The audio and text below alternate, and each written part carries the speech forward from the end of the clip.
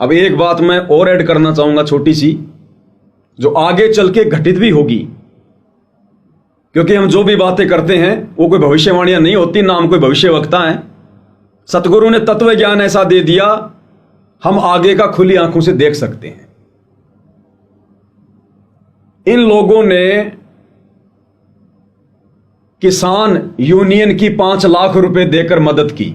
एक सुरेश कोथ नाम का हरियाणा का व्यक्ति, एक किसान नेता, जिसका एक वीडियो भी आया था, जो हिसार जेल में गया था किसी कारण से, और वहां उसने संत रामपाल जी के विषय में भी उसने बताया। बाहर आकर फिर उसने आश्रम वालों से कहा कि ऐसे ऐसे आप हमारी मदद करो। इन्होंने सोचा भाई 10-20 हजार की मदद हो जाएगी। सतलोक आश्रम वाले आए और उन्होंने 5 लाख रुपए उस सुरेश कोथ को दिए। उन लोगों ने देखा, रे 5 लाख, ओ तेरी की, ले लिए उन्होंने। और उस सुरेश कोथ ने फिर अपने इंटरव्यू में क्या कहा कि आगे चलकर उन 5 लाख रुपए ने हम लोगों का झगड़ा करवाया। उस 5 लाख रुपए ने हम लोगों का झगड़ा करवाया। तब रामपाल ने मारती उड़ रैली हमने करी, रैली में बल्कि बहुत ज्यादा रामपाल के चेले ने मारा। साइड भी साफ कराया, उन्हें चाय का लंगर लगाया, उन्होंने बिस्कुट खिलाए। और मारती चंदा दिया कर, देखो 2000 दे गया, को 4000 दे गया, पर्ची का वोड लिख लेंदा, हमारा को काम चल जाता, जे नहीं होंदा तो कहाँ रह जाता किसी टे भाई तो और 10 पर्ची मांगे। वह लेकर आगे बोला 5 लाख रुपये देंगे जी। तेरी बेटी को हमारा सिर लग गया, तो 5 लाख रुपये मारा थी चंदा। हम तो पक्कड़ आदमी है, मारा कैशियर लेने तो नाटिया बोला, हम तो इतना चंदा बोल वो खोखा का रघविंदर चेयरमैन जी बोला जी तो 5 लाख देवे हैं। मैं तो कह 150 किला मालिक। मैं भाई फिर मन ने तो कदे पीछे हाथे लाया। कैशियर तो तेरा जी करता ले ले, तेरा जी करता ना ले ले। वो तो कह मैं निंदा नहीं। और सारे संगठन वाले ने बोले अपना सदा कदे भी खर्चा नहीं पट्या, इसके कैशियर के रुपये चल लेंगे। कदे कैशियर मारे 10,000 रुपये मांगा, कदे 20,000 रुपये मांगा है, खर्चा हो जाती तो लाना पड़ा सारा। बाद में उसकी जेब तो लाग जाए। फिर वो कहे मेरे घर हाथ लग गए। फिर संगठन वाले जलाए देख से थोड़े थोड़े करके दे। मैंने यार कदे भी कर्जा नहीं पट्या, इनका अपना तो पीछे आने ला रही तो नहीं लेंदा। उसके रुपये ले लिए। बाद में रुपया ने हमारा संगठन भी तोड़ा। बाद में रुपया ने हमारा संगठन भी तोड़ा। बाद में रुपया ने हमारा संगठन भी तोड़ा, क्योंकि बचत होगी। आंदोलन चल रहा हो, बड़ा अच्छा आंदोलन चल रहा, 1 लाख रुपये बचत होगी संगठन में। वो 1 लाख ने बैठ जाओ हमारा संगठन तोड़ गया था। वो 1 लाख ने बैठ जाओ हमारा संगठन तोड़ गया था। वो 1 लाख ने बैठ जाओ हमारा संगठन तोड़ गया था। हरियाणा के जाट आरक्षण में इन्होंने कभी 11 लाख, कभी 5 लाख, कभी कुछ चंदा देकर आरक्षण वालों की मदद की, जो कि ज्ञान विरुद्ध है, भक्ति विरुद्ध है। ये चंदा लेना देना भक्ति मार्ग में सतगुरु के नियम नहीं है। लेकिन इन्होंने मर्यादा तोड़कर, संगत की तुड़वाकर, संगत का दान धर्म का पैसा उसका दुरुपयोग किया।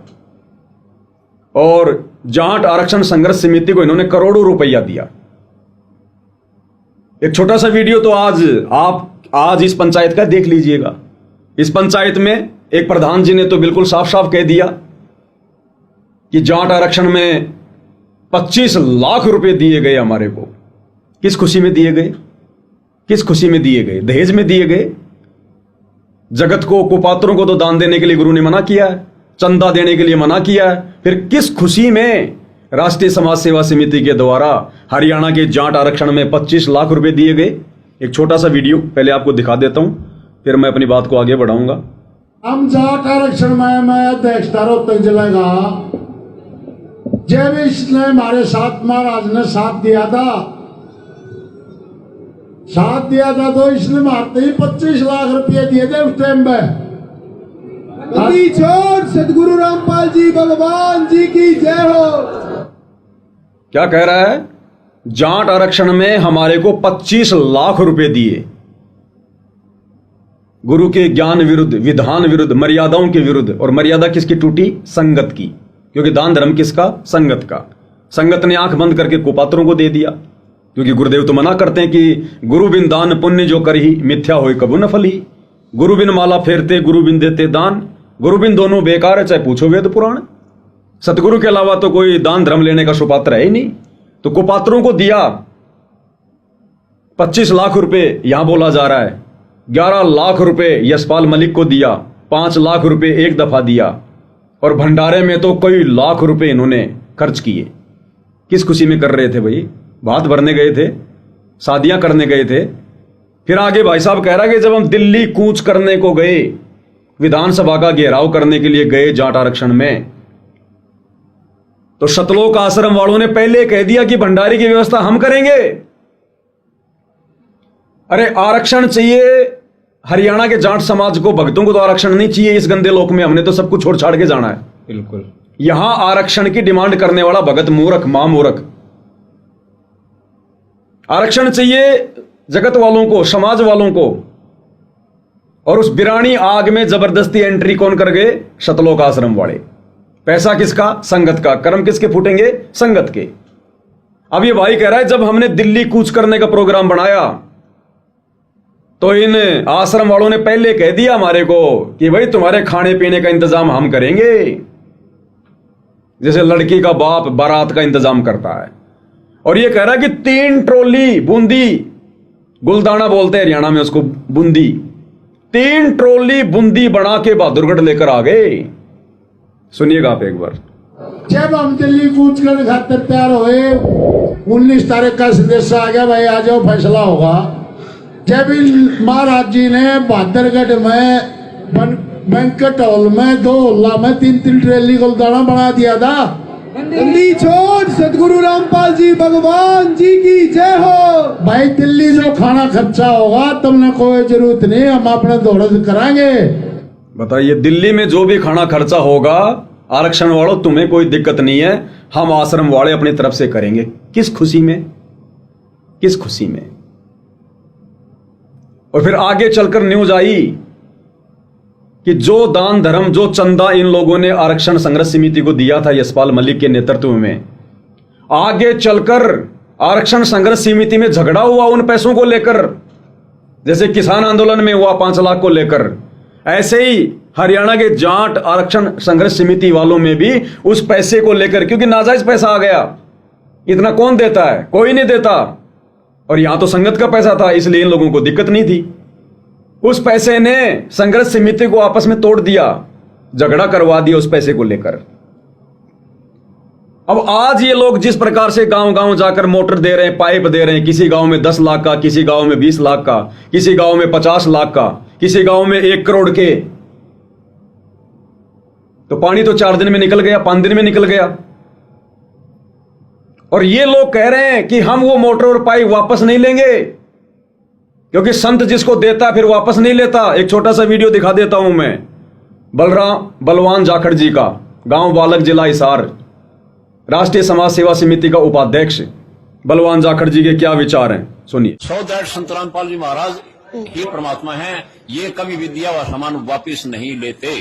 किस तरह से मान लीजिए अगर यहाँ पर आप आए हैं तो अब लोग ये भी पूछेंगे कि क्या जो सामान आप दे करके लोगों को जा रहे हैं, क्या उस सामान के बदले में आप उनसे पैसे ले रहे हैं या फिर उनको अपने साथ जुड़ने के लिए कह रहे हैं? क्या कह रहे हैं आप लोगों को?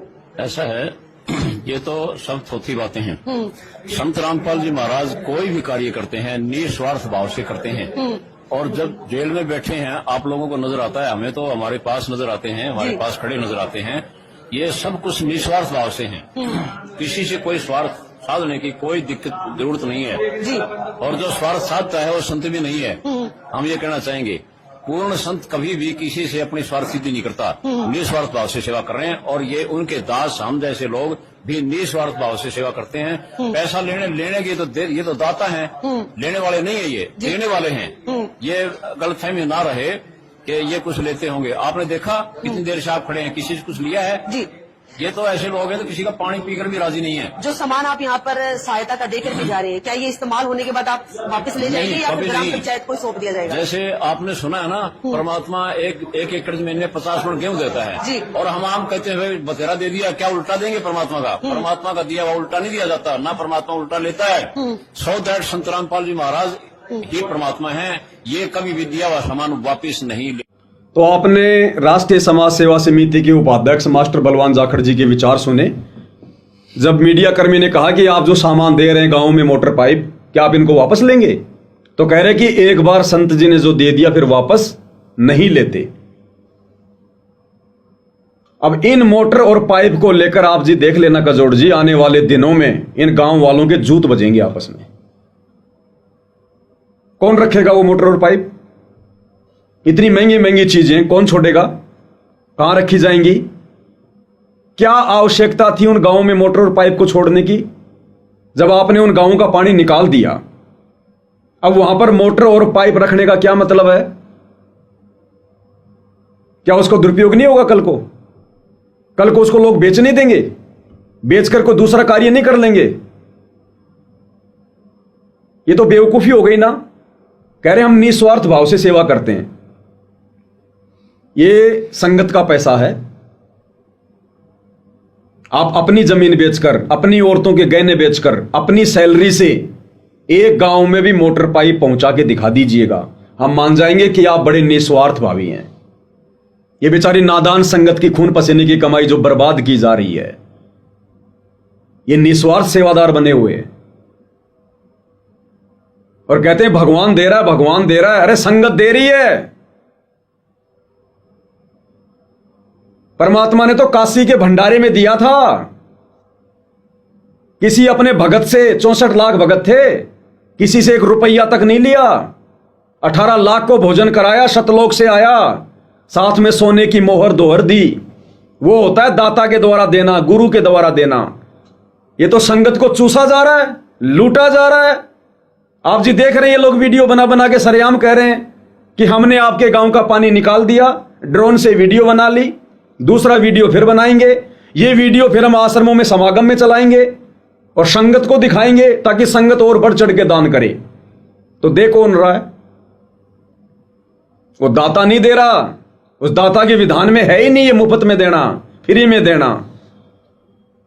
ये तो भार चढ़ रहा भक्तों के ऊपर। ये मदद नहीं हो रही। मदद की जाती है उधार में, और जो मुफ्त में दिया जाता है वो भीख है, और भीख देने के लिए सदगुरु ने मना किया है। तो आने वाले समय में इन मोटर और पाइपों के लिए आप जी देख लेना, इन गांव वालों के भी आपस में जूत बजेंगे। क्योंकि जहां जहां इन लोगों ने इस प्रकार से संगत के दान धर्म का दुरुपयोग किया है, उन लोगों के जूत बजे। किसान आंदोलन में, जाट आरक्षण में, और अब देख लेना यहां भी जूत बजेंगे।